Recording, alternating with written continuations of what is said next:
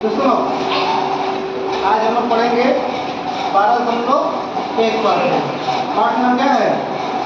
Hero का देखो, सबसे पहले ये जानो कि अगर मान लो जिस त्रिभुज में अगर तीनों भुजा अगर दिया रहेगा उस त्रिभुज का अगर नाम नहीं है, मतलब कौन सा त्रिभुज है, मतलब समबाहु या समकोण, मतलब कोई त्रिभुज का अगर नाम नहीं है तो उस त्रिभुज के फॉर्मूला ज्ञात करने के लिए या सभी त्रिभुज के लिए एक फॉर्मूला होता है। देखो, एक भुजा का मान लेते हैं ए, एक का मान लेते हैं बी, हाँ, एक का मान लेते हैं सी। ए हो गया, ये क्या हो गया बी, ये क्या हो गया सी।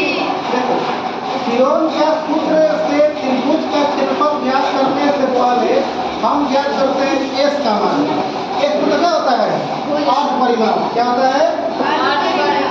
एस इक्वल टू फॉर्मूला होता है ए प्लस बी प्लस सी बटा कितना हो जाएगा? 2। अब यहाँ लिखेंगे थियोरम का सूत्र। थियोरम का सूत्र याद कर लो।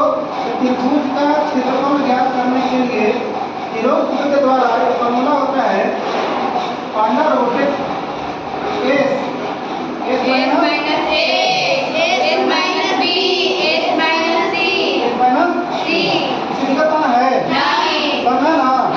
देखो नेक्स्ट एक 12.1 का क्वेश्चन नंबर फर्स्ट क्वेश्चन कर रहा है। एक यातायात संकेत बोर्ड पर आगे इसमें लिखा हुआ है एक भुजा वाले समबाहु त्रिभुज आकार के हैं। थियोरम सूत्र का प्रयोग करके इस त्रिभुज का क्षेत्रफल ज्ञात करना है जबकि इसका परिमाप दिया हुआ है 180 सेंटीमीटर। ध्यान समझो, एक समबाहु त्रिभुज है। कौन त्रिभुज है? समबाहु त्रिभुज। समबाहु त्रिभुज के परिमाप दिया हुआ है 180 सेंटीमीटर। हम लोग ये भी पता होना चाहिए कि समबाहु त्रिभुज के प्रत्येक भुजा आपस में क्या होती है? ओके ना? देखो, समबाहु त्रिभुज के तीनों भुजा आपस में बराबर होती है और तीनों भुजा का मान दिया हुआ है ए। क्या दिया हुआ है? ए। अब परिमाप क्या दिया हुआ है? 180 सेंटीमीटर। हम क्या करेंगे? त्रिभुज का परिमाप के लिए फॉर्मूला आता है तीनों भुजाओं का योग या तीन गुना भुजा तो कितना हो गया? 180 बताओ ये कितना हो गया? 60। इसका मतलब कि जब ए का मान 60 आ गया तो समबाहु त्रिभुज के कितनी भुजा होती है? 3 भुजा। और तीनों पर क्या होगी? बराबर।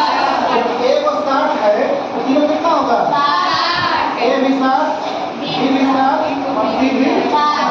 हमको क्या करना है कि थियोरम सूत्र के द्वारा हमको त्रिभुज का क्षेत्रफल ज्ञात करना है। चलो पहले निकालेंगे एस। थियोरम सूत्र का फॉर्मूला पहचानने से पहले क्या निकालेंगे? एस। फॉर्मूला क्या होगा? ए प्लस बी प्लस सी बटा 2 यानी कि 60 प्लस 60 बटा कितना हो गया? 2 बटा कितना हो गया? 180 बटा कितना बचा? अब लिखेंगे थियोरम सूत्र। थियोरम सूत्र त्रिभुज के क्षेत्रफल के लिए फॉर्मूला क्या होता है पता हो?